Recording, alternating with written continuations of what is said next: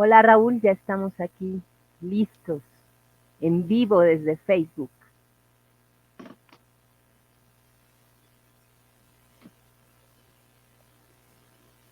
Raúl,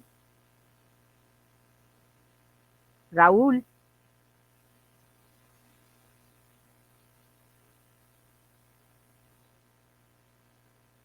Raúl, ¿me escuchas? Bueno, muy buenas tardes. Les damos la bienvenida a este espacio, que es el espacio del Libro Club Comunidad de la Memoria. Les agradecemos mucho que estén aquí y hoy estamos muy contentos porque tenemos a un invitado especial. Es el maestro mediador y eh, narrador oral Omar Cristian Santos, ¿sí? A quien le vamos a dar la bienvenida después de leer su semblanza. Raúl, ahora sí ya me escuchas. Ya te puedo escuchar, Carla. Ok. Hola, buenas tardes. Les damos una bienvenida a nuestro espacio de Comunidad de la Memoria y pues vamos a continuar con la presentación de la semblanza de nuestro invitado Omar Cristian Santos. Adelante, Raúl. Bueno, ¿lees la semblanza, por favor? Sí, también.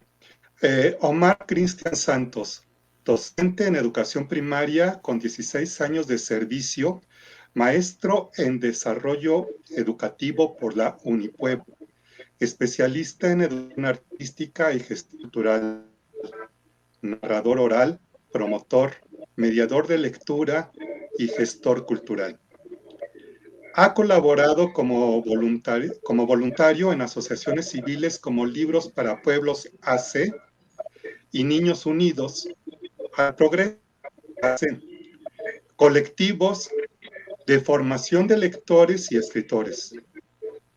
Actualmente incursiona en la narración oral escénica, teniendo importantes participaciones en espacios como Fondo de Cultura Económica, Biblioteca de la Universidad Autónoma del Estado de Querétaro, Universidad Tecnológica Nacional, Corporación de Radio y Televisión en el Estado de Oaxaca y Secretaría de las Culturas y las Artes del Estado de Oaxaca.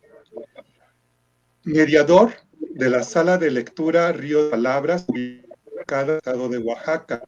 Integrante del Programa Nacional de Salas de Lecturas en el 2012. Mismo año en el que le fue otorgado el Premio Nacional de Fomento a la Lectura México-Le 2012. En la categoría Fomento a la Lectura y la Escritura en Escuelas Públicas de Educación Básica y realiza mediación de lectura desde hace 16 años. Participó como ponente en la FIL de Guadalajara del 2012 y en el Seminario Internacional de Fomento de la lectura como Caminos de Vida, en el marco de la FILIG 2019. Desarrolla proyectos de formación de comunidades lectoras, fortalecimiento de la identidad étnica y promoción y difusión de la tradición oral de pueblos indígenas, la mixteca oaxaqueña. Bueno, pues esto es algo de lo que hace nuestro invitado, Omar Cristian Santos. Bueno, Omar, qué gusto tener aquí, hayas aceptado la invitación a que participes en nuestro programa Leamos Juntos, nuestro segundo programa de esta temporada. Y pues bueno, te damos la palabra para que te presentes, Cristian. Hola, muy buenos días. Qué gusto estar con ustedes. De verdad, muchísimas gracias por la invitación. Estoy súper encantado y espero que en este tiempo pues podamos compartir algunas cosas. Ya las saben seguramente, pero bueno, a veces no está de más dialogar respecto de estos saberes. Y yo creo que para empezar a abrir boca, podemos empezar a contarles una historia. ¿Qué les parece escuchar una historia justamente de tradición oral de América del Sur? Esta historia es muy particular, muy interesante, porque las historias de tradición oral siempre tienen la intención de enseñar, de aleccionarnos, de alguna manera controlar el comportamiento social, y resulta que la titularon El Cocuyo y la Mora. El cocuyo es este animalito que es como una luciérnaga, y justamente en la colita le brilla algo, pero él no siempre fue así.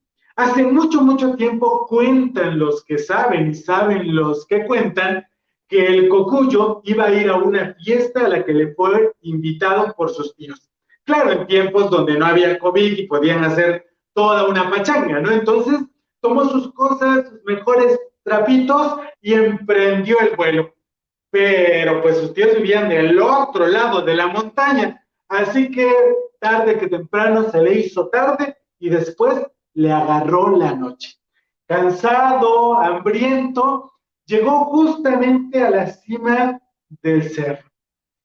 Y ahí se comenzó a preocupar porque ya no había luz de sol, así que ¿dónde iba a pasar la noche? Para su fortuna, una mora le echó el ojo. ¡Hey, cocuyo!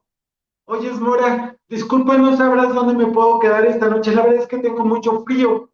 La Mora era vieja, seca, y de sus ramas retorcidas llenas de espinas se le asomaban unos terribles dientes.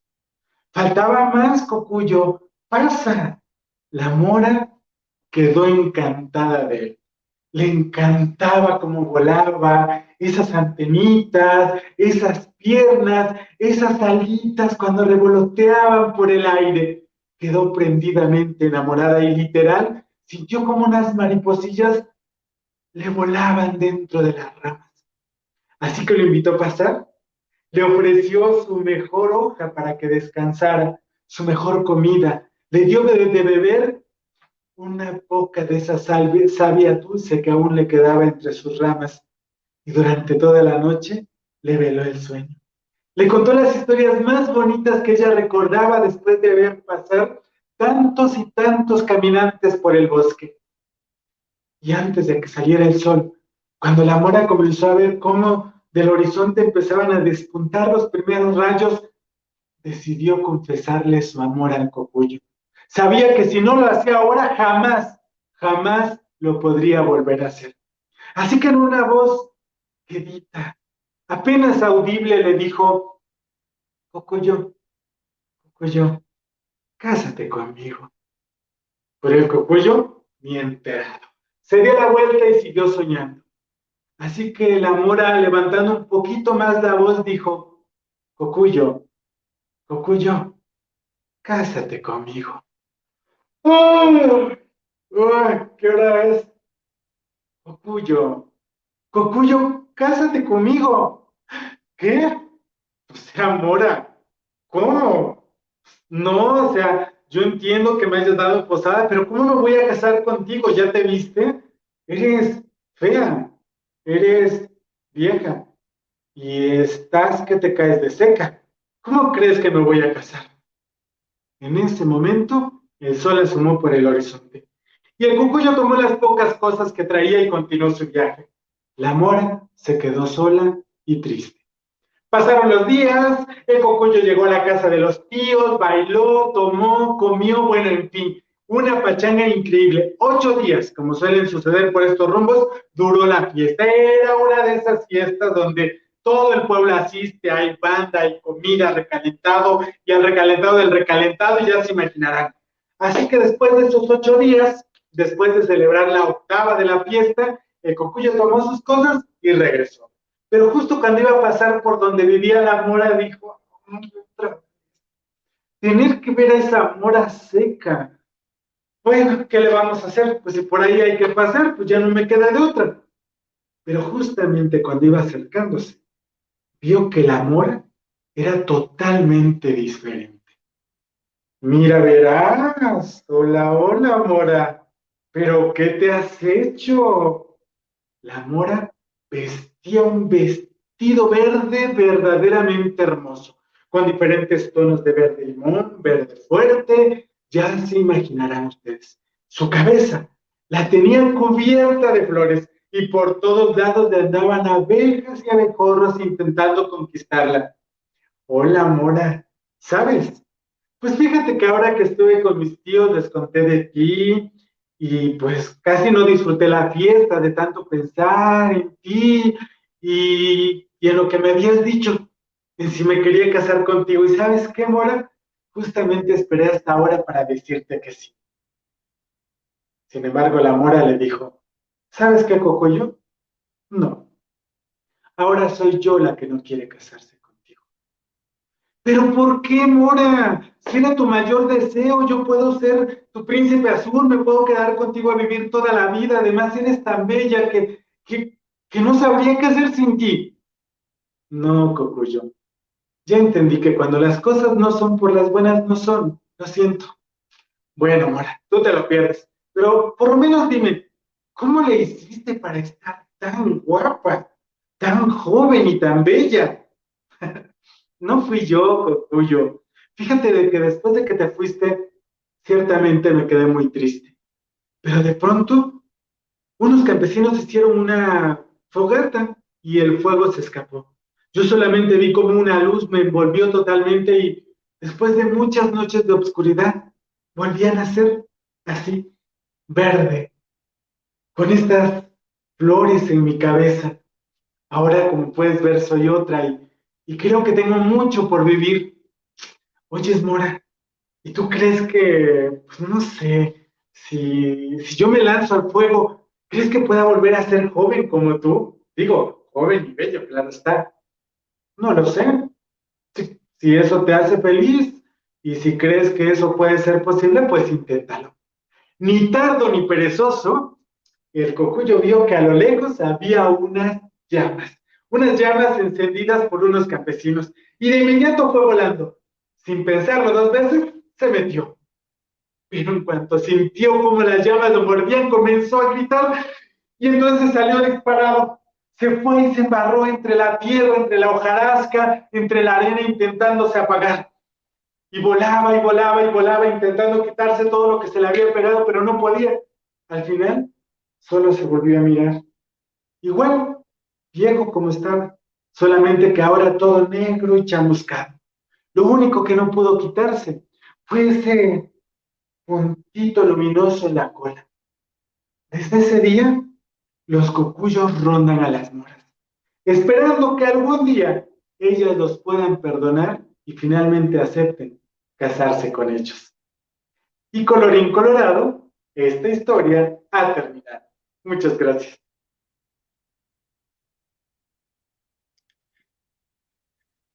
Qué interesación, Omar, qué bonita narración del Cocuyo, Mora. Este, interesante, muy interesante, Omar. Sobre todo, también estas ánimos que le pones a la narración, de este movimiento, toda esta vida que le das a los personajes, ¿no? Muy interesante, Omar. Qué gusto tenerte Gracias. aquí nuevamente. Decimos, nos da mucho como invitado para que nuestra comunidad de la memoria, los integrantes, los estudiantes que participan, pues puedan conocer tu trabajo, te puedan conocer a ti. Y pues bueno, tenemos como que una serie de preguntas y dudas respecto a todo tu trabajo que haces, toda la labor que desarrollas de la formación de lectores, de narradores, que yo creo que después de escucharte, más de un niño, un jovencito le gustaría narrar como tú lo haces, ¿no? E incluso escribir. Entonces, pues nos interesa mucho conocer qué es todo lo que tú desarrolles, Cristian, que es muy interesante, ¿verdad?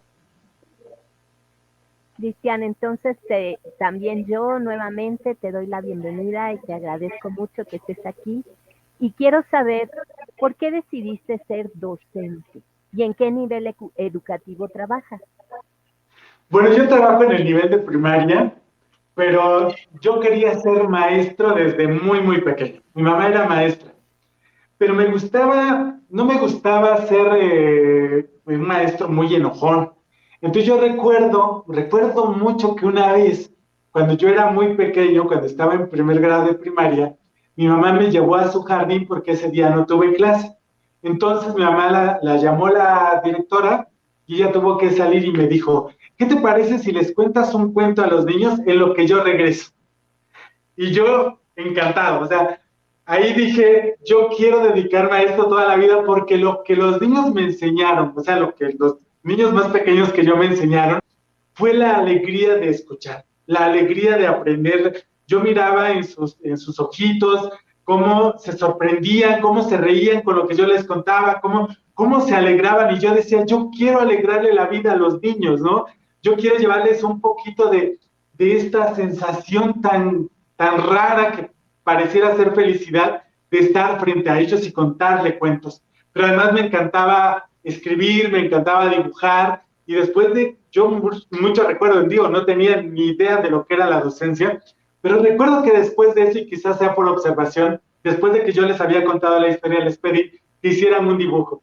Y recuerdo mucho a uno de los niños que me regaló el dibujo del primer cuento que yo les conté. Yo creo que eso fue como lo más. O sea, ya de ahí yo no pensé en otra cosa que dedicarme, hasta varios años después, y pensé en dedicarme a ser doctor, que no era lo mío porque me asusta mucho el sufrimiento y el dolor de los demás. Intenté ser periodista, pero en mi estado no existía esa carrera en ese entonces, así que decidí ser docente. Creo que ahí fue donde recordé cuál era como mi verdadera vocación. Ay, es muy interesante escucharte. Sí, bueno, que cabe resaltar, porque creo que no lo hemos mencionado, que tú estás en el estado de Oaxaca. ¿En qué parte te encuentras exactamente? Yo soy justamente del pueblo que es llamado la cuna de la cultura mixteca. Santiago Tilantongo, Nochixtlán, que es el distrito, en el estado de Oaxaca. La región es la mixteca. Entonces es un lugar con mucha historia, pero que cuando yo era pequeño, por ejemplo, sufríamos mucha discriminación. Primero, por ser de un grupo étnico, por ser mixtecos. Segundo, por ser morenos. Y tercero, por hablar una lengua materna. Entonces, en la escuela había una política pública que intentaba un poco reforzar la identidad mexicana, y entonces para eso teníamos que olvidar como todo lo anterior, todo lo que estaba antes de la conquista, y hablar español exclusivamente. Entonces, si tú hablabas tu lengua materna en el salón, pues te arriesgabas a que el maestro te pegara, o tenías que hablar eso en otro lado. Y bueno, en mi caso, pues no aprendí a hablar mi lengua materna, ¿no? Hasta mucho tiempo después, y que hoy la sigo intentando aprender, pero básicamente era como la parte que nos estigmatizaba. Entonces, salir y encontrar un buen empleo o hacer una profesión, hacer una carrera, era muy complicado para nosotros por el hecho de ser indígenas, ¿no? Entonces, yo creo que hoy en día eso ha cambiado, afortunadamente, y creo que los que somos parte de los pueblos originarios podemos sentirnos orgullosos de nuestras raíces, como es mi caso. Yo, donde quiera que voy, digo, yo soy de Tilantongo, vivo a las faldas de Montenegro, y hay un libro que está escrito de mi pueblo, ¿no? Entonces creo que eso es lo que me da a mí muchísimo gusto. Ay, Omari, pues nos contaste que desde niño empezaste a perfilar ya Sí, pues, tu profesión, ¿no? Empezaste a perfilar tu profesión, y entonces, ¿en qué momento decides ya ser mediador de lectura? ¿Cuál es tu historia en esa parte?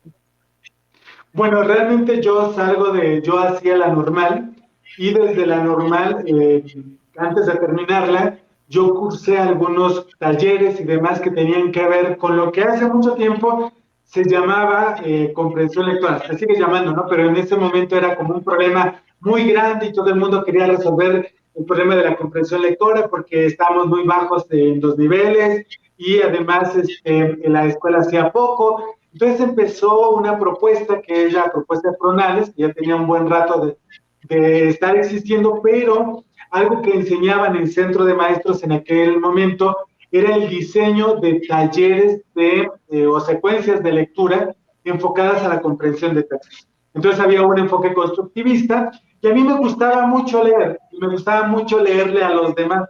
Entonces, cuando salgo de la normal, ya tenía como muchas tablas para hacer mediación de lectura, que en ese entonces no tenía un enfoque pedagógico, básicamente, un enfoque didáctico, ¿no? Que tenía que ver con la comprensión de los textos, no tanto con el disfrute, no tanto con la percepción del mundo, no tanto con otras cosas que hoy se saben, pero que en ese momento estaban muy de moda.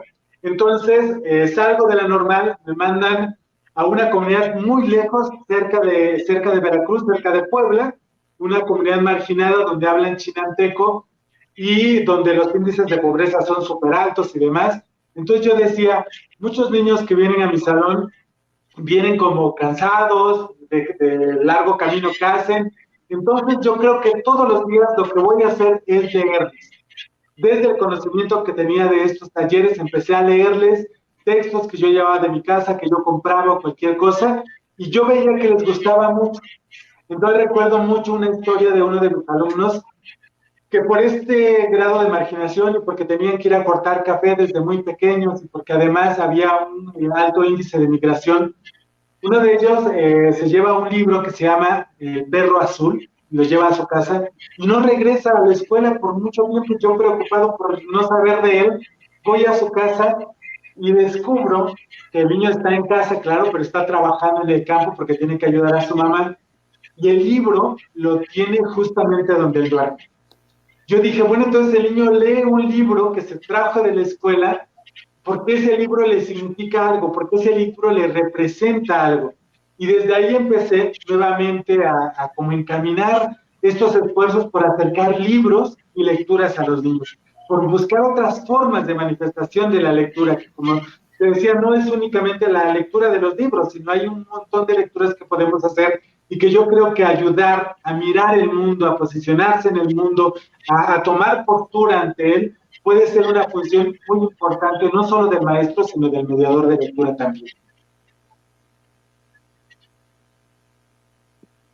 Sí, y esto que comentas, Omar, es muy interesante, este fomento a la lectura, pero también cuando nos hablas de cómo descubres querer ser narrador de historias, Oaxaca creo que es uno de los estados muy ricos en la tradición oral, ¿no? Muy ricos en historias, muy rico pues no sé si de mitos, leyendas, muchas narraciones locales que son muy interesantes y que pues yo imagino que los niños desde muy pequeños pues están acostumbrados también a que se los cuenten, sean sus mayores, ¿no? Y bueno, pues qué mejor que aproximarlos a la lectura, pues con un libro, como tú dices, algo que les signifique a estos. Y en ese sentido, Omar, la pregunta que te hago, esto del voluntariado, que tú participas como voluntariado en estas asociaciones, ¿cómo surge esa idea de participar? ¿Qué experiencia has tenido con estas asociaciones? Bueno, yo participo en programas de manera voluntaria, en asociaciones y proyectos y demás, porque yo creo que si la vida me ha dado la oportunidad de formarme como docente y como mediador, pero que además me puedo acercar a los niños de mi estado o de cualquier otra parte del mundo para acercar libros y lecturas, yo creo que desde ahí lo hago. Yo creo que mi estado necesita de un fortalecimiento educativo, de un fortalecimiento lector, y si está en mis manos, yo lo puedo hacer, pues yo encantado de trabajar con estas iniciativas que fortalecen la formación de comunidades lectoras. Por eso me involucro mucho como voluntario en estos espacios, porque creo que desde ahí puedo hacer más. Yo siempre digo, juntos hacemos más, no hay de otra. Cada quien por su lado puede hacer algo, pero si nos juntamos entre todos, como es en este momento con el proyecto que ustedes tienen, yo creo que podemos generar cambios un poco más sustanciales. Desde estas asociaciones yo aprendo mucho porque reconozco una diversidad un poco más completa de mi estado, reconozco más comunidades, conozco más niños y sus necesidades, y eso me lleva como a empezar a imaginar qué puedo hacer por ellos. No solamente qué puedo hacer por mi comunidad y por mis niños, sino también por mis niños, por los niños de mi comunidad. Disculpen la costumbre docente de decir siempre eso, mis papás, mis niños, mi pueblo, bueno, todo esto. Entonces empiezo a ver qué puedo hacer por los demás. Y yo creo que desde el ver por el otro nos enriquece porque aprendemos.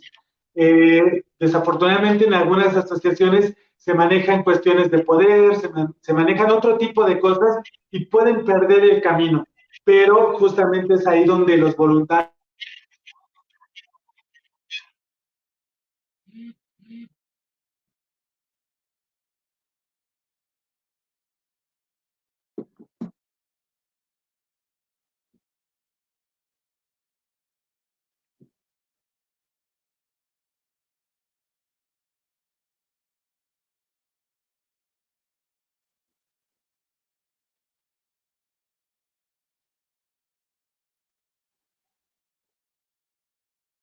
Creo que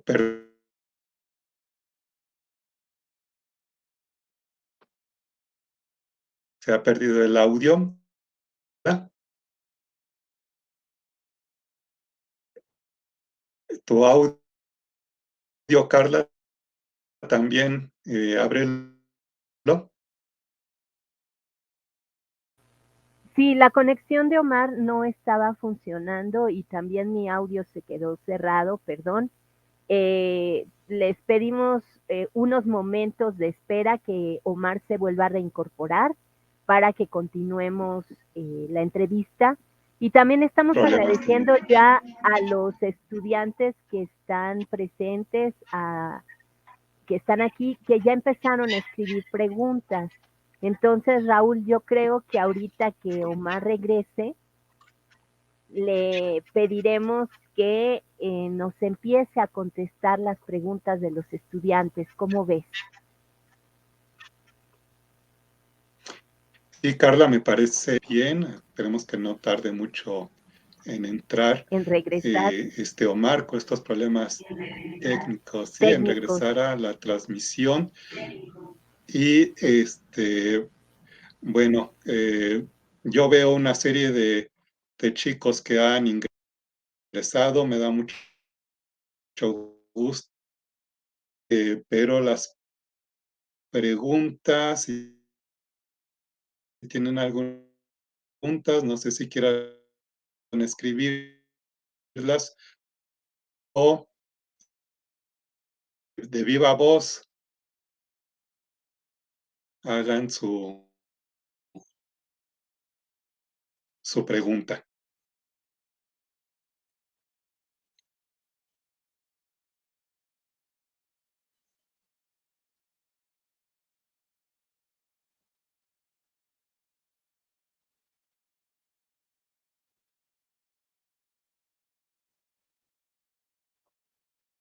Que los chicos están entrando.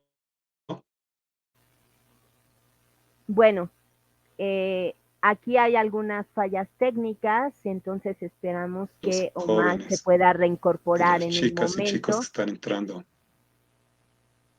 Pues esperemos que pueda su audio. Pero muy interesante escuchar todo lo que nos está contando Omar, toda esa experiencias que ha ido recopilando desde pues, su muy temprana juventud, porque es un hombre muy joven todavía, y toda esta experiencia que tiene sobre la lectura. Sí, así es. Bueno, Y bueno, pues espero que a los jóvenes que están ingresando, pues repito, ya veo algunas preguntas, muy interesantes sus preguntas, y pues nada más esperemos que pueda Omar otra vez ingresar al chat para que podamos eh, seguir platicando con ellos.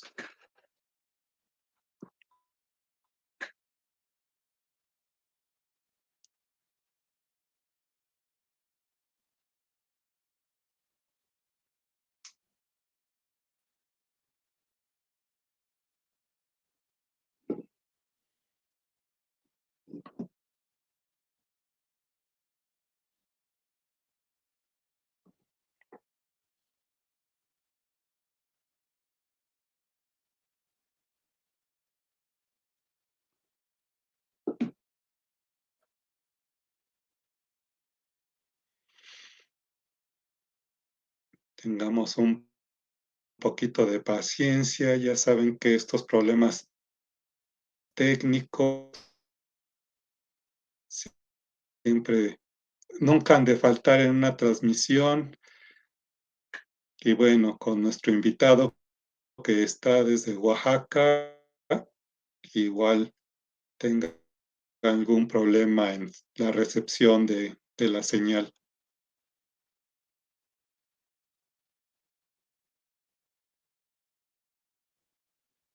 Y pues bueno, agradecerles que están entrando. eh, Voy a leer algunos nombres, es que hay muchísimos de ustedes que están aquí escuchando la plática. Pues gracias, Jonathan, Jafet Mota, Valeria, Nayeli Martiñón, Cintia Yaeli Juárez, que están haciendo algunas preguntas que esperemos Cristian pueda entrar para que podamos hacérselas. Brian, Chablé. Hola, yo ya estoy de vuelta, Raúl, ¿cómo estás? Ya hablé con Omar. Y bueno, una gran variedad de jóvenes que están participando. Ángel Leonardo Guzmán, Itzel Suárez, muchas gracias. Y a todos los que han entrado, que repito, son muchos los que están participando y pues ya escribí preguntas. Vamos que pasa expresando nuevamente Carla. Hola, Omar, ya estás aquí nuevamente, qué bueno. De regreso, son las jugarretas del internet. Sí, pues así nos sucede, ¿no? Raúl, ¿cómo ves si vamos retomando las preguntas Omar. de los...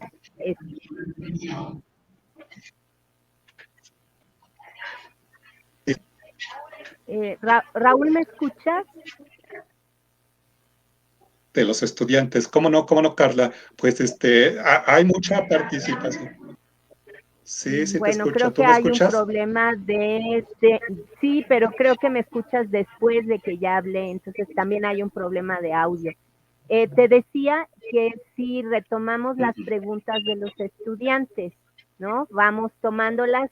¿Te parece si yo las presento en pantalla para que las puedas ir leyendo y Omar nos las vaya contestando, ¿sí?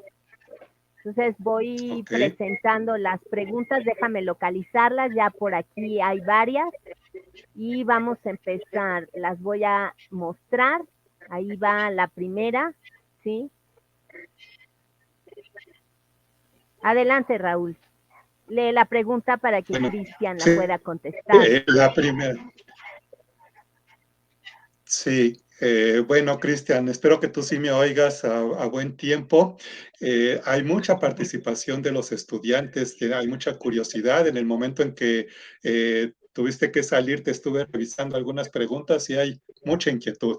Les ha gustado lo que han escuchado de ti. Y bueno, pues vamos a empezar con Jennifer Ariana Hernández Elizalde. Y ella te pregunta, ¿desde hace cuánto tiempo es profesor?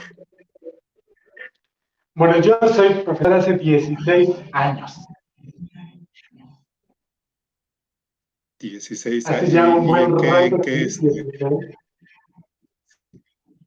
Sí, no, un buen tiempo de que eres profesor a nivel sí, primaria, yo empecé ¿no? básicamente en Oaxaca está dividido en 8 regiones y cuando los maestros salimos de la normal, nos mandan a las comunidades más alejadas.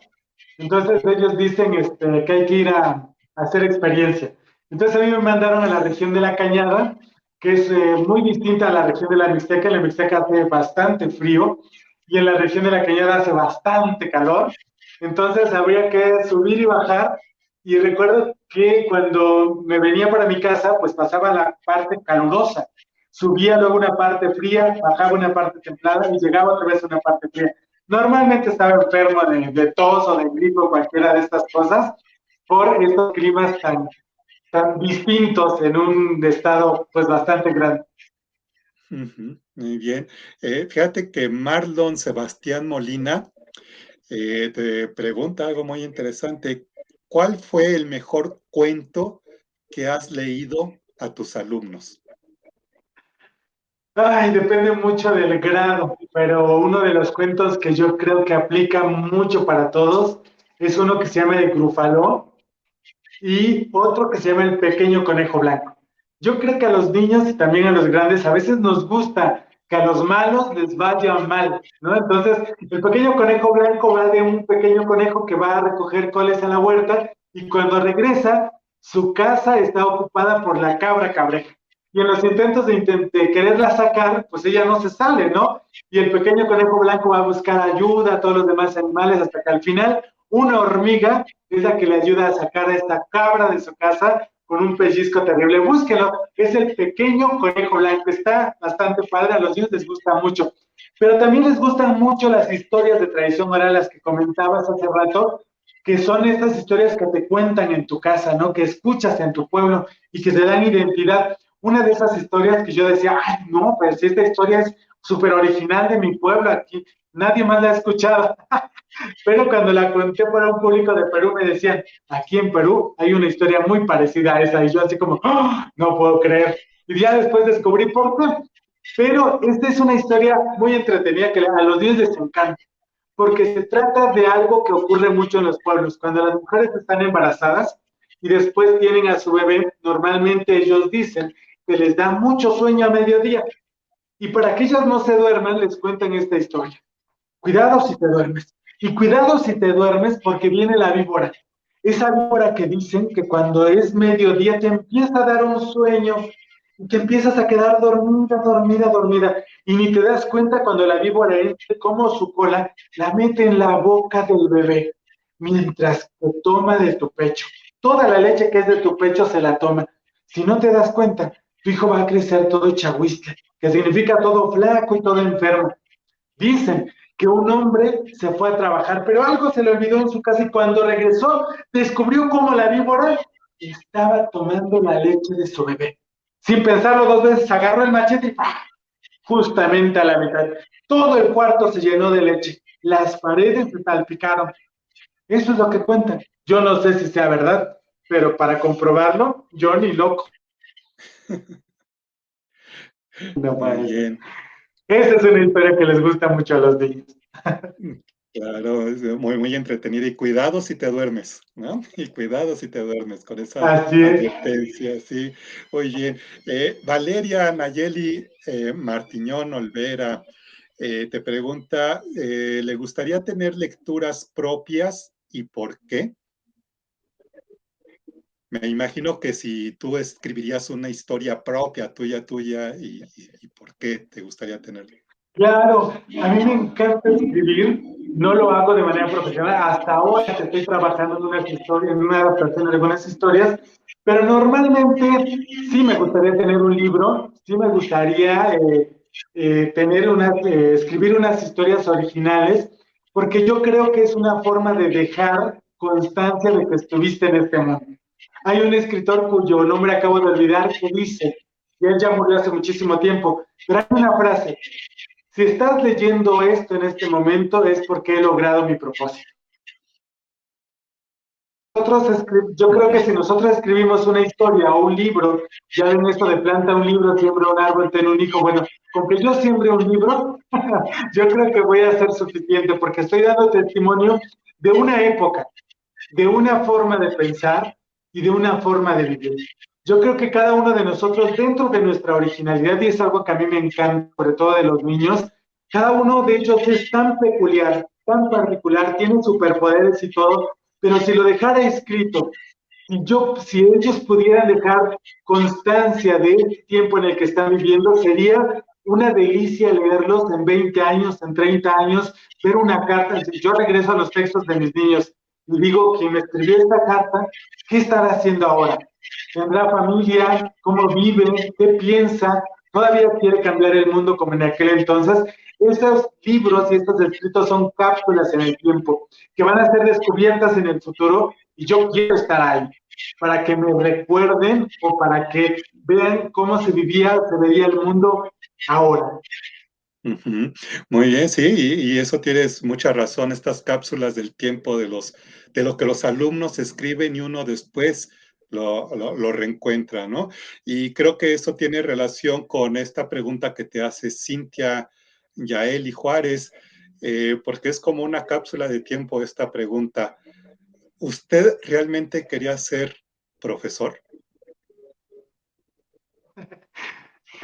Sí, yo pues, lo estaba pensando, ahora que leía la pregunta dije, realmente quería ser, pues no lo había pensado, pero yo creo que sí, yo creo que desde siempre quise ser profesor, mis papás fueron profesores, mi abuelo estudió hasta cuarto grado de primaria, pero le ofrecieron ser profesor, él no quiso, pero yo creo que los maestros podemos hacer mucho por los demás, y al menos yo creo que desde esta posición de que podemos transformar un poco la realidad para el país, pero también para las personas.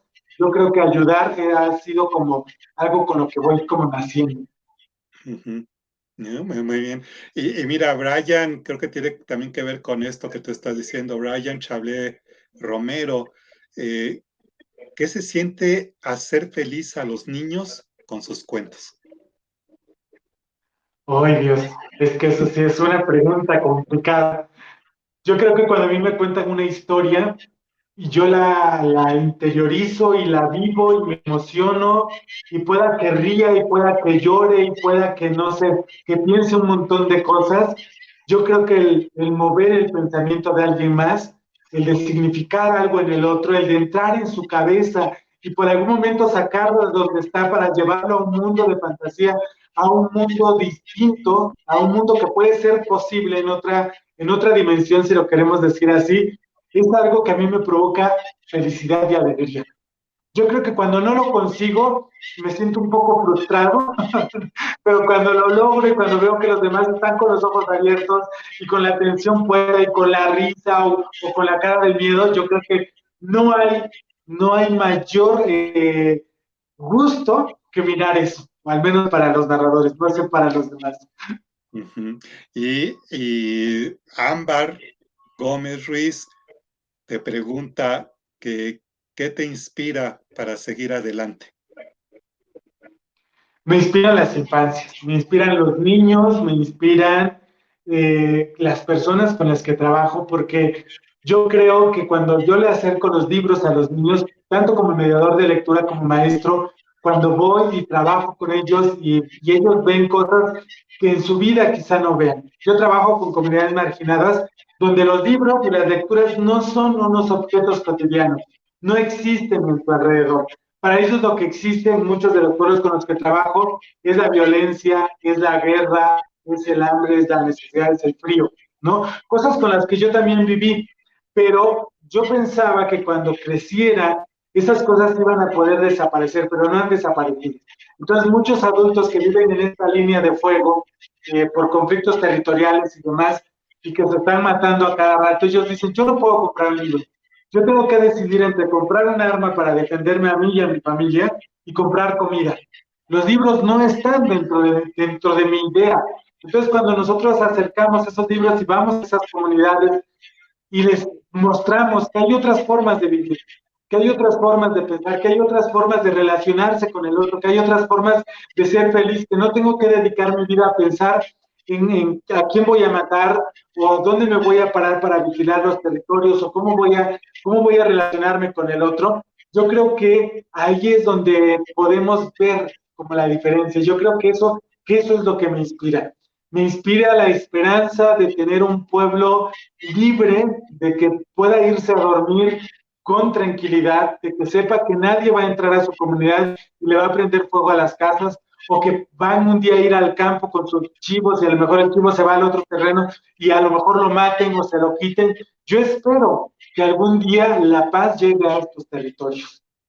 Ujú. Sí, es algo muy necesario, importante.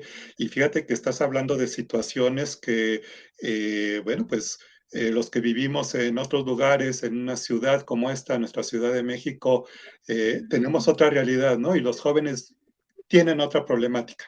pero creo que es muy importante también hablar de lo que pasa en otros sitios, ¿no? Y esto es muy, muy enriquecedor. Y bueno, creo que la siguiente pregunta, porque te hacen dos, la misma chica te hace dos preguntas, creo que una está medio contestada, y a ver la segunda, ¿qué te parece? Jenny Natalie Herrera te pregunta, ¿qué te gusta de tu trabajo y qué fue lo más difícil de tu carrera? Lo que más me gusta de mi trabajo es ver que efectivamente existen cambios, aunque sean mínimos, pero que podemos generar un levantamiento, un moverse de donde están, un pensar que las cosas pueden ser diferentes. No necesariamente porque renieguen de donde están, pero sí que hay posibilidades distintas de vivir. Y creo que lo más difícil de mi carrera ha sido enfrentarme a estos problemas sociales que de pronto no puedo resolver. O sea, ver que hay niños que no tienen de comer y no poder tener para darles a ellos, ¿no? O ver tanta violencia y no poder resolverla, o ver que los esfuerzos que hacemos no alcanzan para transformar como quisiéramos esta realidad. Yo creo que hasta ahí nosotros también vemos que hay límites, pero eso no significa que nos dejen de doler. No, por ejemplo, hay niños que a veces, o que alguna vez me tocó ver a un niño hurgar en la basura para comerse lo que sobraba de una manzana porque en el día no había comido. Eso a mí me pudo mucho, ¿no? O sea, yo decía, ¿qué puedo hacer por ellos? Porque no es posible que en estos tiempos, en este momento de la historia de nuestro país y del mundo, existan estos problemas. Yo creo que cuando uno está ahí y está pudiendo sostener de alguna manera las cosas, se puedan resolver, pero cuando uno se va, los problemas vuelven a caer. Y yo creo que eso es como lo más difícil que uno puede enfrentar, ¿no? No cambiar de fondo las cosas. Sí, sí. Sí, hay cosas que uno no puede resolver en su entorno, pero colabora con un granito en Exacto. otra situación, ¿no? En otra cosa. Sí.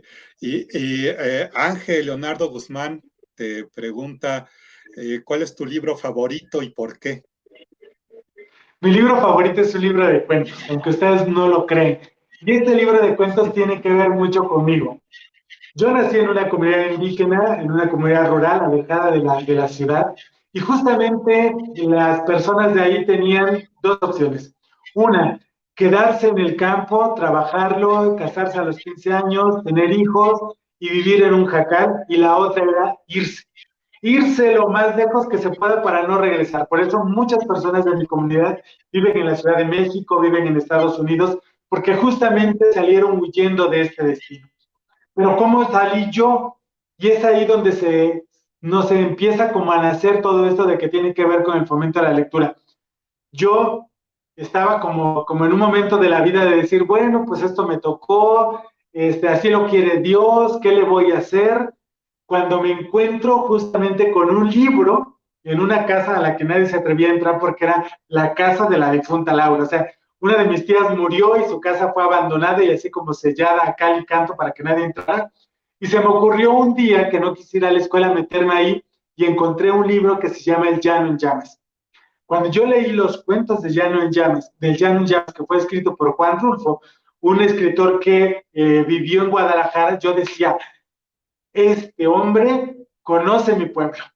Y yo puedo enumerar en ese libro los lugares de mi pueblo a los que se refieren los cuentos. Y aquí está la barranca, y ese es el potrero, no, y esa es la cuesta, y no sé, hay una historia que a mí me gusta mucho que se llama No oyes ladrar los perros, y me encanta el final donde el hijo, bueno, no me encanta porque se haya muerto el hijo, sino la frase esta de, ni en eso me pudiste ayudar, no oyes ladrar los perros, toda esta regañada que le da el papá a su hijo mientras lo va cargando y el hijo va agonizando y lo único que tienes que decir, si escucha ladrar los perros porque es una esperanza de llegar a la comunidad y no lo hace, no sé, a mí me gusta porque me hace sentir muchas cosas.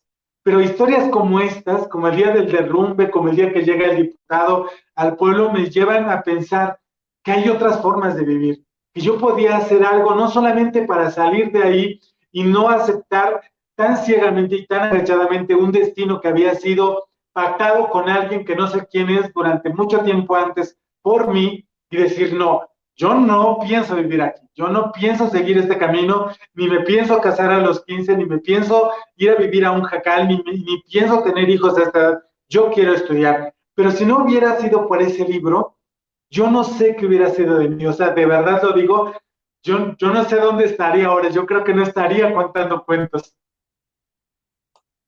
Sí, es algo muy cierto y que fíjate que varios de nuestros entrevistados en otros programas coinciden de alguna manera con esto que tú has dicho, ¿no? Siempre hay alguien o un libro en este caso que te transforma, te hace pensar que hay otras posibilidades, ¿no? Que existen y que nada más hay que luchar por ellas, la que tú elijas, pero luchar por ella, ¿no? Eso es algo muy, muy importante y muy interesante que los jóvenes también van rescatando. Y Suárez, perdón, Itzel Suárez, también hace una pregunta que, bueno, todos los que trabajamos con niños y adolescentes, pues nos enfrentamos en cualquier momento. Y ella te pregunta, ¿cómo tomó esa confianza tan rápido para hablar frente a personas? Es que esto es como en el jaripeo. Cuando te avientan al ruedo, pues tú tienes que correr, ¿no? Y es justamente lo que los que nos dedicamos a la docencia tenemos, o sea, estamos temblando de miedo, pero tenemos que encontrar las formas y los mecanismos de que eso no se note y de que podamos comunicarnos con el otro. Claro que nos da miedo porque, bueno, al menos a mí todo el mundo te está viendo, todo el mundo te está escuchando en un salón de clase o cuando das una función estarán pensando de mientras, pero tienes que sacarlo. Yo creo que es una cosa que nosotros aprendemos con la experiencia de hacerlo una y otra y otra y otra vez hasta que nos sale como mejor se puede. Yo creo no nos sale perfecto, pero nos sale lo mejor que se puede y eso, cuando tú te sientes bien con lo que estás haciendo, cuando estás hablando y se te olvidan muchas cosas que están alrededor, yo creo que es ahí donde conquistas un poco tu confianza. No te deja de dar miedo.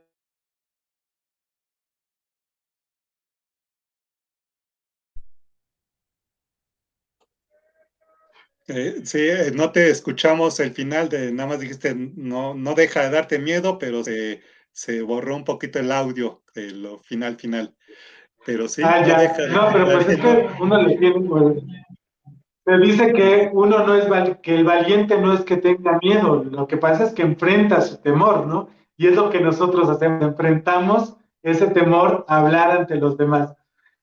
Ay, eso es algo que sí asusta a veces, porque como uno no está acostumbrado, le tiene mucho miedo a lo desconocido, pero uno no sabe lo que va a pasar hasta que va y lo enfrenta. Sí, y como dices, todos nos da miedo hablar en público la primera vez, pero cuando agarramos la confianza, bueno, ya nadie nos quita la palabra, ¿no? Ya estamos hable y hable. Muy bien.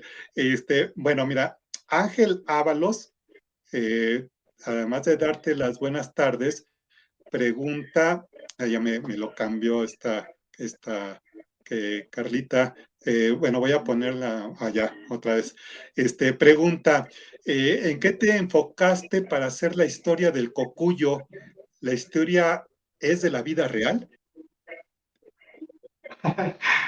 No sé si la historia es de la vida real, lo que sí sé es que puede pasar, ¿no? O sea, yo creo a veces pasa que nos encontramos que la realidad supera un poco o un mucho la ficción, pero la historia es de tradición oral y al principio decían que los pueblos han creado muchas historias para regular un poco la conducta y la convivencia entre sus integrantes, entre la sociedad.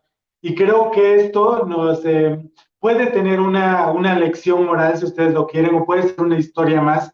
Depende de qué significa, qué les significa a ustedes, qué les represente, con qué los conecta.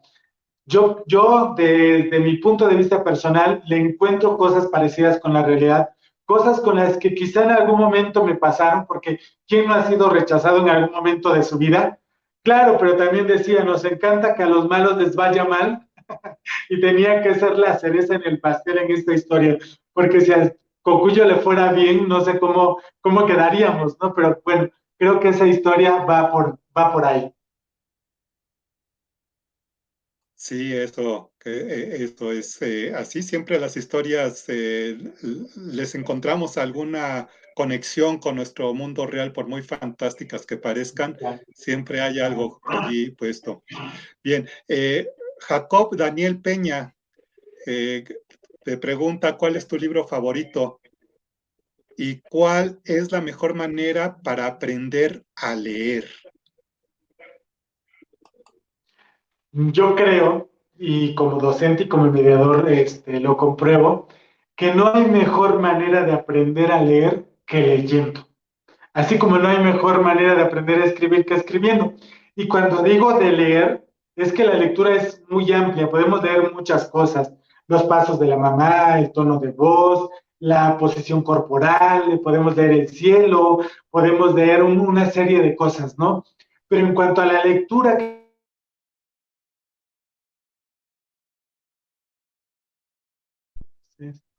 que tiene que ver con el proceso de aprendizaje, yo creo que la mejor manera es escuchando historias, es encontrando el sentido de para qué voy a leer.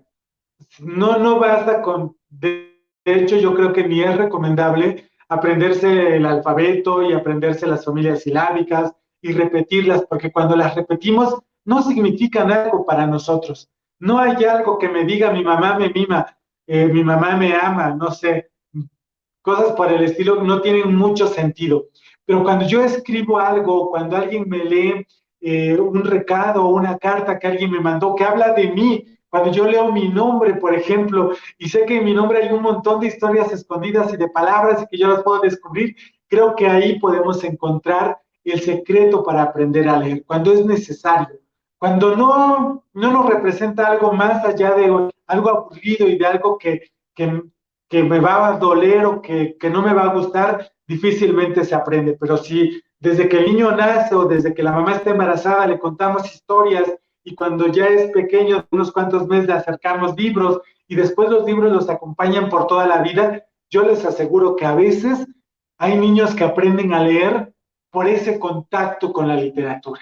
No porque haya una cuestión sistemática que después la puede haber, pero en un principio eso es lo que los lleva. Quieren saber qué dice ahí y empiezan a leer las imágenes y empiezan a inventar cuentos a partir de las imágenes y después descubren que hay unos signos ahí que dicen algo y entonces empiezan a intentar y a querer comprenderlos. Y es ahí donde todo corre como hilo de medio.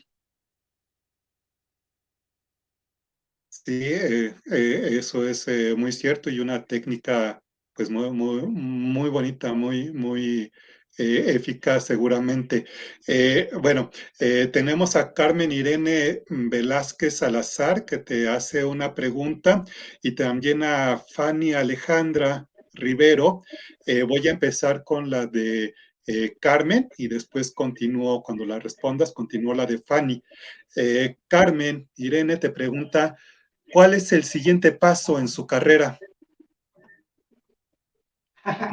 Me encanta este grupo porque me hace pensar mucho y me hace pensar sobre cosas con las que a veces no me siento como a imaginar, pero yo creo que el paso de mi carrera es profesionalizarme como narrador oral y espero participar en algunos eventos importantes, pero también el siguiente paso de mi carrera es consolidar un proyecto de asociación civil que me permita ayudar de manera más consistente a niños y sus familias de comunidades marginadas.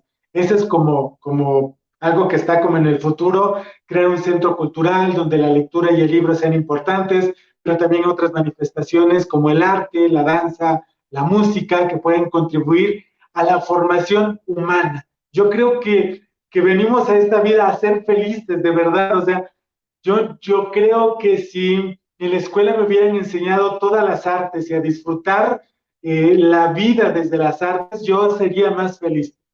Quizás si no me hubieran golpeado tanto para aprender a leer a través del método alfabético de la letra y su sonido, si no hubiera sufrido tanto tiempo en aprenderme las tablas de multiplicación y la división y la raíz cuadrada que por cierto no he utilizado al menos de manera consciente nunca en mi vida, yo creo que ese tiempo se hubiera ocupado en algo como en contarme una historia, que era muy feliz cuando me contaba una historia, o cuando yo escuchaba un poema declamado por el maestro o leído por él, esas cosas que te llenan por dentro, que te hacen crecer como persona, que te hacen disfrutar de las cosas, una escultura, una pintura, creo que hubiera sido un poco más feliz. Y por eso quiero ofrecerle esas oportunidades a los niños de mis comunidades. Sí, y como dices, todo se lee, todo todo lo que está alrededor nuestro se lee, no nada más la palabra, el libro, todo, ¿no? El movimiento, la voz, como lo acabas de decir, todo se lee, y eso es un descubrimiento muy padre. Bueno, me voy con la pregunta de Fanny Alejandra Rivero. Ella te pregunta que ¿cuál es tu sentimiento al escuchar que alguien que te escucha quiere ser como tú? Ay, es que eso es muy padre, ¿no?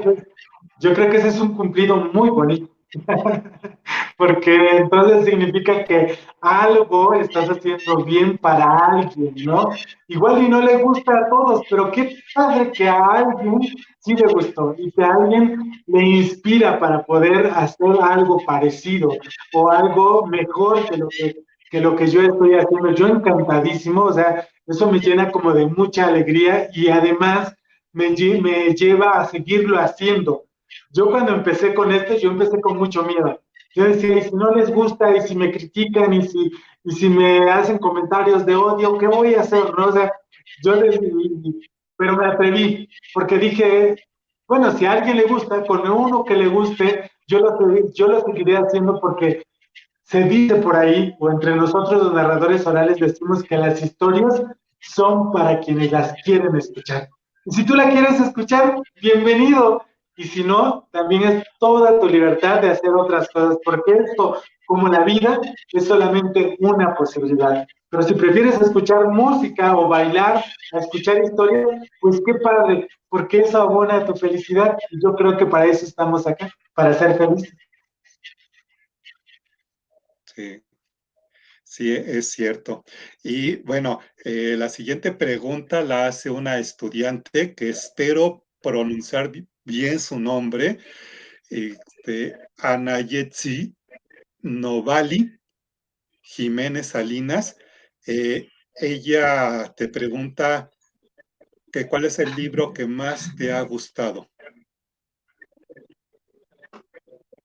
Bueno, además del Llano en Llamas, que fue como mi libro fundador, hay otro libro que fue escrito por quien alguna vez fue secretario de Educación, Agustín Yáñez, y que se llama Las Tierras Flacas. Ay, ese es un libro que a mí me gusta mucho y yo lo escuché por mi abuelita. Mi abuelita era analfabeta, pero le encantaba escuchar historias. Tanto así que acá en Oaxaca y justamente en la Mixteca hay una radio que se llama La Voz de la Mixteca. Y todos los días, a las 6 de la mañana, a las 12 del día y a las 6 de la tarde, transmitían radionovelas y una de esas eran Las Tierras Flacas. Yo ahí conocí esta novela, cuando la leí años después dije, es que sí es esto, o sea, aquí está Matiana, y qué feo que le hayan arrancado los ojos y que la pobre no pueda ver, pero no puede ver con los ojos, pero puede leer el mundo, puede imaginarlo, incluso puede predecirlo. Yo estaba encantado, ese es uno de mis libros favoritos, y de ahí, bueno, arránquense con otros montones, sobre todo literatura mexicana que me gusta mucho, Octavio Paz, me gusta Alfonso Reyes, me gusta la poesía, me gusta Ignacio Manuel Altamirano con todos estos libros de amor que están así como que, uno de ellos es El Zarco, y El Zarco me encanta porque uno de los personajes es justamente el Zarco, y les dicen el Zarco porque tiene los ojos verdes, pero el Zarco es un asaltante, ladrón, ya saben, estos que andan robando de pueblo en pueblo y tienen una guarida a las afueras de una comunidad. Y en este pueblo, en un pueblo cercano, vive una mujer que es en verdad insoportable.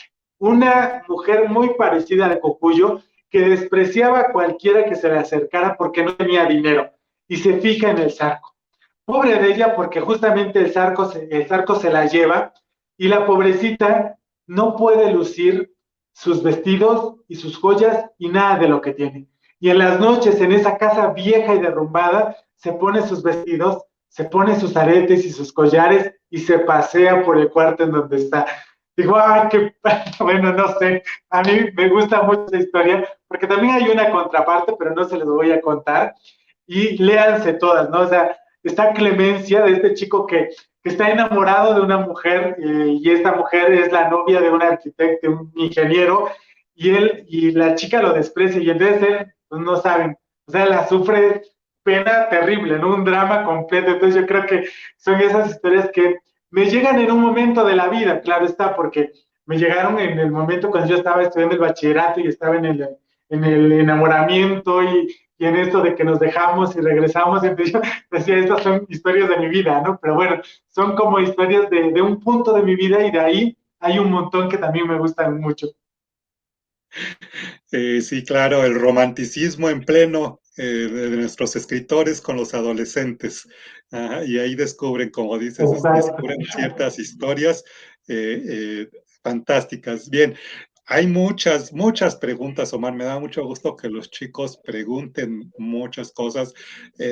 No, tal vez no nos dé tiempo de leer a todos, pero antes de continuar con estas preguntas que los jóvenes te están haciendo, ¿nos quieres contar, nos quieres narrar otra historia? Por supuesto que sí, denme unos segunditos en lo que volteo mi cámara y ya regresamos.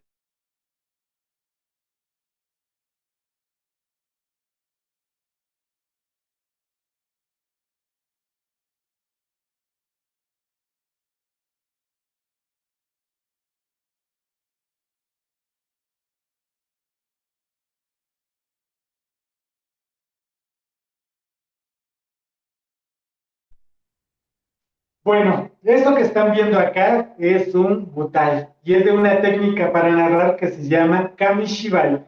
Y esto empieza así: Mukashi, Mukashi. Había una vez. Y había una vez, hace mucho, mucho tiempo, un hombre que luchó contra el sol. Y ahora les cuento por qué. Cuentan esos antiguos abuelitos que lo saben todo porque lo han guardado en su memoria, que hace mucho, mucho tiempo, cuando casi no había nada sobre la tierra, existían solamente dos árboles.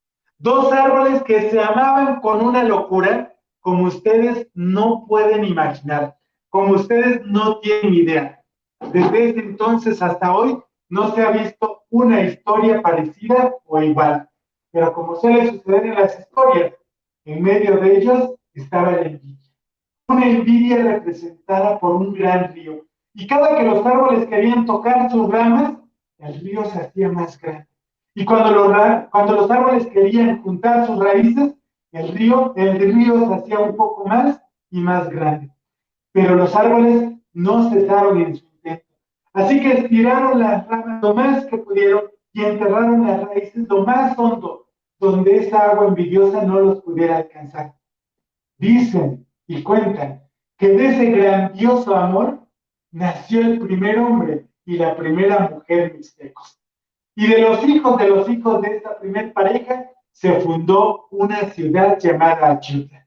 Pero como pasa, las ciudades crecen y los recursos se van agotando cada vez más.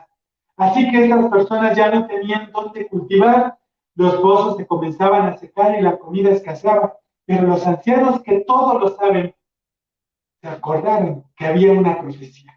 La profecía decía que ese hombre que había nacido entre las nubes y debajo de la lluvia podría ayudarles a encontrar nuevos terrenos para vivir. Así que fueron a las afueras del pueblo y ahí hablaron con Saguindanda y le contaron la profecía.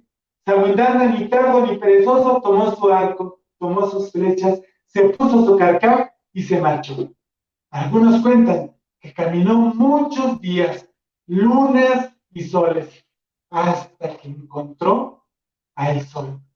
Pero el sol estaba custodiando unos terrenos que nadie, al parecer, no eran dueños de nadie. Así que, mirando por sobre las colinas, se dio cuenta de que había agua, había bosques, había animales, había praderas, había llanos, un lugar ideal para que viviera su pueblo. Aparentemente nadie lo vigilaba, pero cuando el sol se dio cuenta de las intenciones de Sarmindana, comenzó a disparar sus rayos justamente para darle en las partes que éste tenía descubiertas. Pero Saguntana no se iba a quedar con los brazos cruzados, así que tomó el arco y las flechas y comenzó a disparar. La batalla duró por mucho tiempo, hasta que finalmente el sol cubrió con su sangre el cielo, rojo el cielo, no negra la noche, y detrás de las montañas por fin desapareció. Saguntana entonces reclamó para su pueblo las tierras que se había ganado, pero de pronto el miedo entró en su corazón. ¿Y si regresa? ¿Y si se recupera y vuelve pronto para quitarme lo que le he ganado? Así que Saguntana corrió hacia su pueblo, se trajo a algunos habitantes, los sentó sobre el suelo y les dijo: ustedes van a defender lo que para ustedes he ganado. No tienen por qué entregárselo a nadie. Después les entregó un puño de maíz, uno de frijol, uno de calabaza y uno de chile. Y a cada uno les dio una coa, y durante toda la noche les enseñó a preparar el terreno y a sembrar. A la mañana siguiente, cuando el sol apareció, ya nada pudo hacer. Se dice que ahí donde Saguntana conquistó esos terrenos para su pueblo, se fundó Santiago Tilantongo, un pueblo que gracias a Saguntana aprendió a cultivar la tierra para poder sobrevivir. Y colorín colorado, esta historia ha terminado. Qué bonito esa técnica, Omar. Muy interesante esa técnica de los dibujos y la narración. Maravilloso. Mira, tenemos muchísimas preguntas de estudiantes, pero el tiempo ya se nos está acabando y pues no quisiera yo de dejar de preguntarte a ti antes de pues ya empezar a dar cierre. Platícanos de tu proyecto de mochila viajera. ¿En qué consiste ese proyecto que seguro a los chicos les va a interesar? ¿Cómo es ese proyecto de mochila viajera?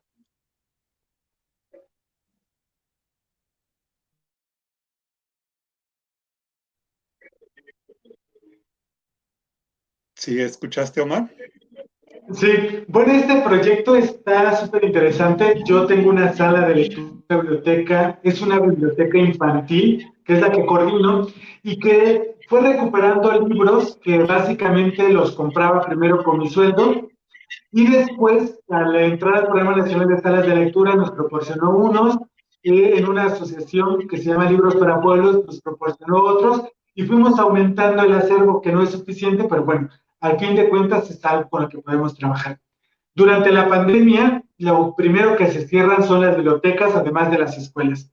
Y niños en comunidades rurales no tienen acceso a libros y lecturas, así que se me ocurrió organizar a las comunidades para llevarles libros que ellos pudieran leer y hacer, cerrar un poquitito la brecha educativa que se está abriendo por esta crisis sanitaria, pero además acercar formas distintas de leer el mundo.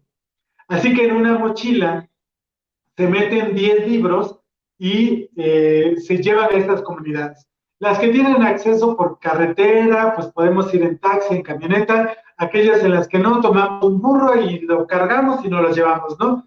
Estos libros se rotan en grupos que se formaron al interior de las comunidades. Generalmente estos grupos son por edades. De niños de 6, 7 años, niños de 8 a 9, de 10 a 11 y de 11 a 12 básicamente, y niños menores de 5. En estos paquetes de libros también van libros para la familia, para personas que ya pueden leer o que les pueden interesar otras temáticas. Y tienen esta mochila una semana. Con esa mochila alimentan algo que han construido al interior de sus hogares, que se llama nidos de lectura. Formas amables y amorosas de acercar libros a los integrantes de la familia. Y va una guía con sugerencias para los papás, para los que saben leer y que puedan organizar este espacio y acercar los libros. Después de una semana, esa mochila se la dan a otra persona y a ellos les llega una nueva mochila. El chiste es que hacen un rol, un circuito al interior de su comunidad, y cuando las mochilas terminan de circular, nos las devuelven, nosotros renovamos el acervo y las mochilas vuelven a viajar. Esa es la idea básica de estas mochilas, de este programa, y actualmente estamos atendiendo a 200 niños, 200 familias más o menos, que han respondido de manera muy satisfactoria al proyecto. Por eso nos gusta mucho esto y lo que hacemos pues ahora es un poco más ambicioso, además de las mochilas, pues ahora llevamos narración de cuentos, talleres de lectura derivada y otras expresiones del arte y de la lectura de estas comunidades. Pues no, muy interesante este proyecto de mochila viajera que se va rolando y se va haciendo más grande y después esas familias se pueden sentar a platicar de lo que leyeron, ¿no? También es un motivo más para la comunicación con el vecino, con la comunidad, con el de la casa al lado, ¿no? Muy bien. Bueno, pues vamos a aprovechar con otras preguntas que te están haciendo los estudiantes. Cintia Yaeli Juárez te pregunta que cómo te sientes antes de empezar a leer un libro. Bueno, yo siempre leo los libros con expectativa. Siempre espero algo de ellos. Y a veces los libros son muy amables y me dan lo que quiero. Y otras veces, pues no. Pero bueno, el recorrido es lo que importa. A veces dice que lo importante no es el viaje, sino la compañía. Yo creo que de todos aprendemos. Por eso me gusta mucho platicar. Y leer un libro es como platicar con alguien, reconocer lo que me dice, conocer sus ideas y todas estas cosas que pudiéramos conocer a una persona justamente. Diana Valderas, ¿alguna vez sufriste algún tipo de bullying por tu profesión?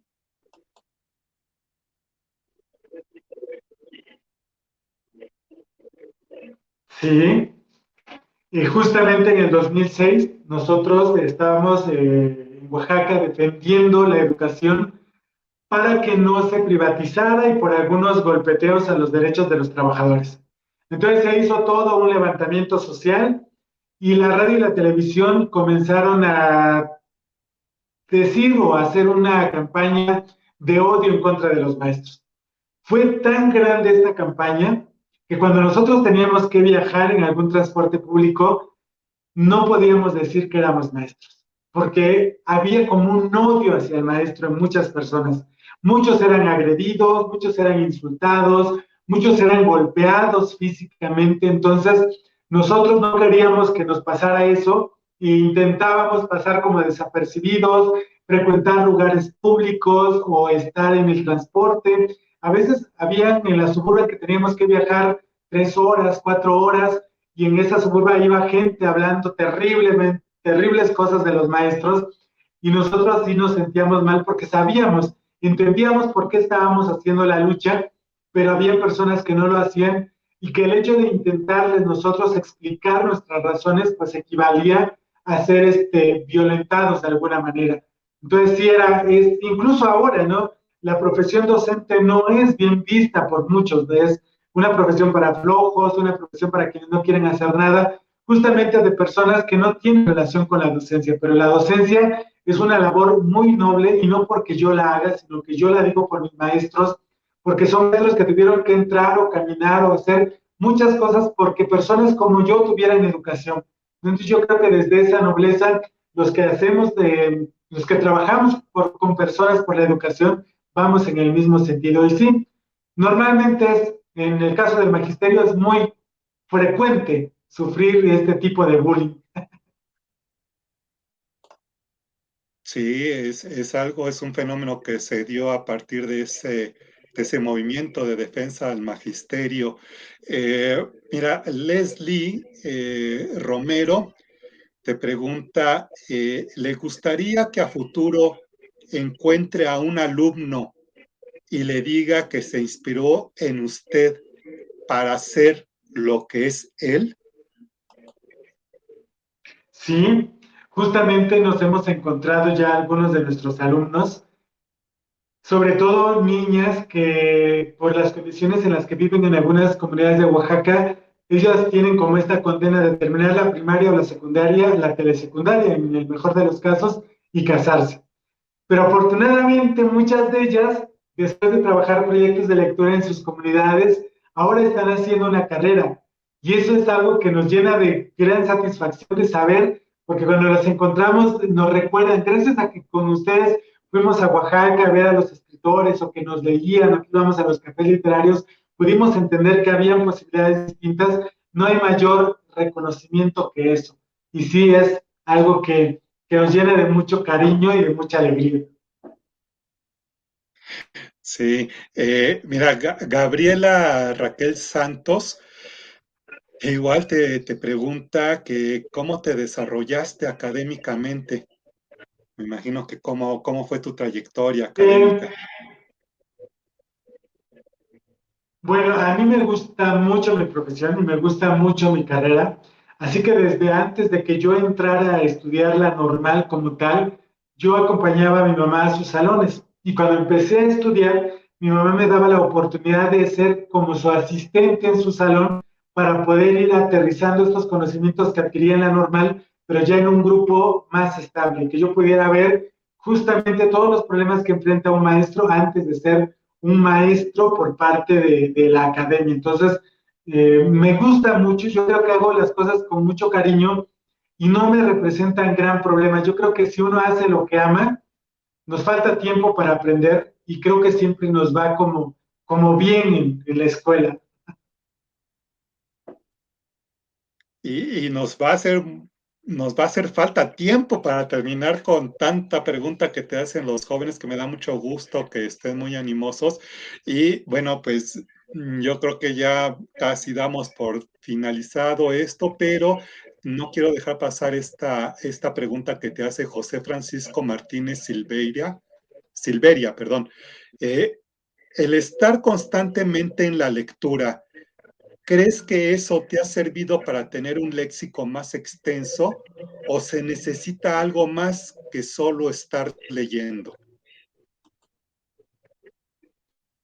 No sé si se necesita algo más, lo que sí sé es que la lectura sí nos ayuda a diversificar el lenguaje. O sea, definitivamente te metes a un libro y encuentras una diversidad amplia de palabras, dependiendo de a quién leas y de qué tiempo es el escritor.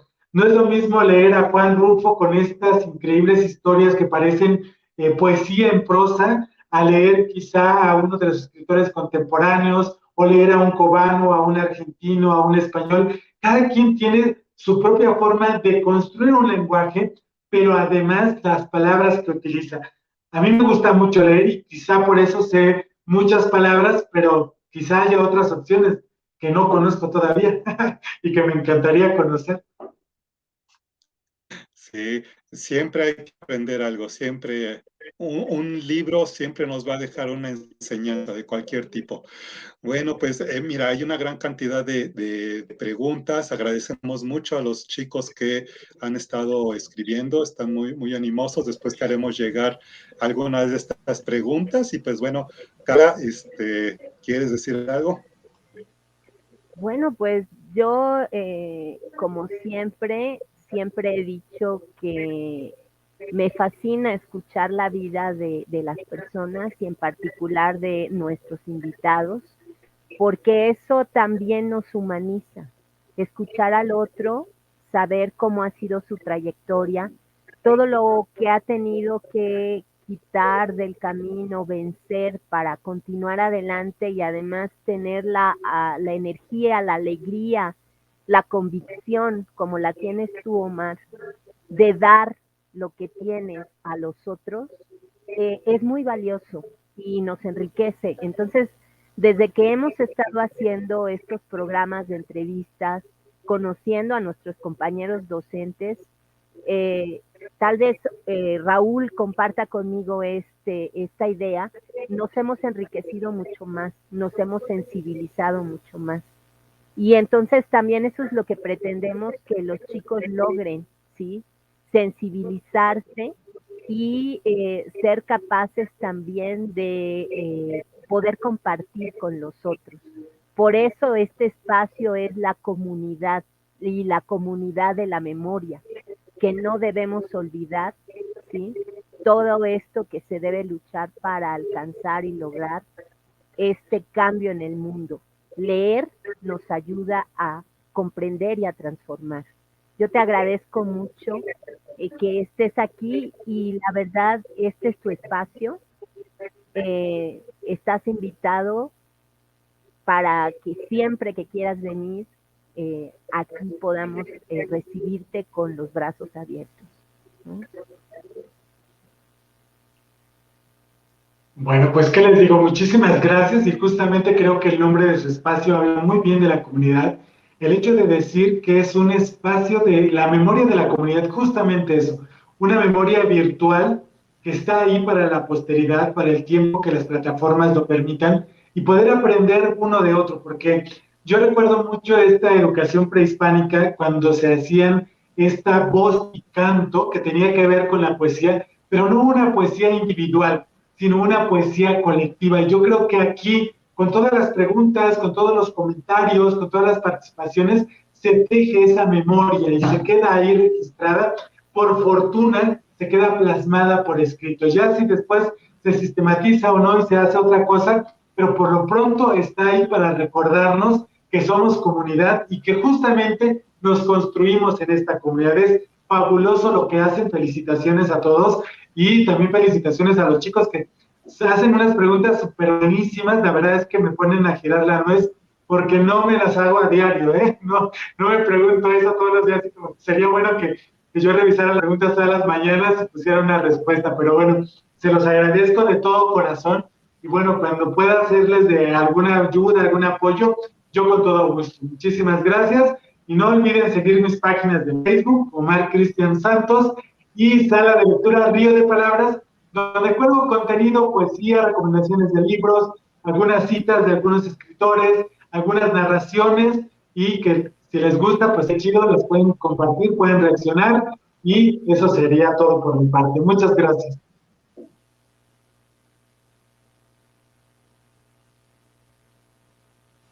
Bueno, pues aquí muchas gracias, muchas gracias. Sí, Carla, di. Bueno, te digo que estamos un poco desfasados en el sonido, me escuchas hasta después de que hablo. Yo lo que decía es que también pues agradecemos a los chicos su participación, sus comentarios, sus felicitaciones y esperamos que pues realmente como ellos dicen, seas una inspiración, ¿no? Y que también podamos después mostrarle proyectos donde ellos sean narradores orales, ¿sí? Donde ellos nos muestren también que han entendido que esta es su forma de contribuir para cambiar al mundo, ¿no? Ahora sí, Raúl. Pues sí, yo también nada más me resta darte las gracias, Omar. Fue una plática muy interesante, motivas mucho.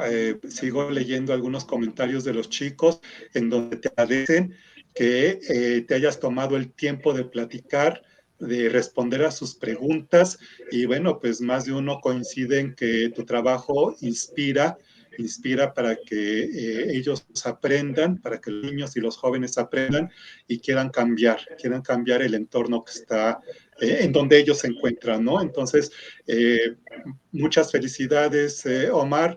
Y bueno, pues sí esperamos contar con tu presencia en otra actividad o que tú nos invites a una de tus actividades. Y bueno, pues ya después con los chicos les pasaremos la liga de tus páginas o lo que nos quieras compartir para que ellos estén al tanto del trabajo que desarrollas.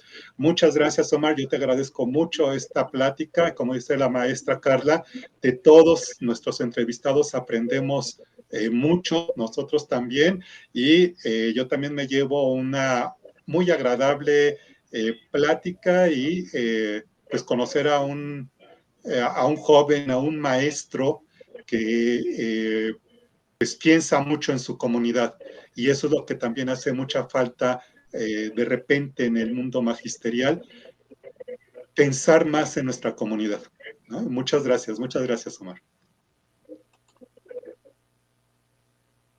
Gracias. Bueno, nada más para cerrar, les invitamos a que el próximo viernes nos acompañen en este espacio con el programa Profesiones.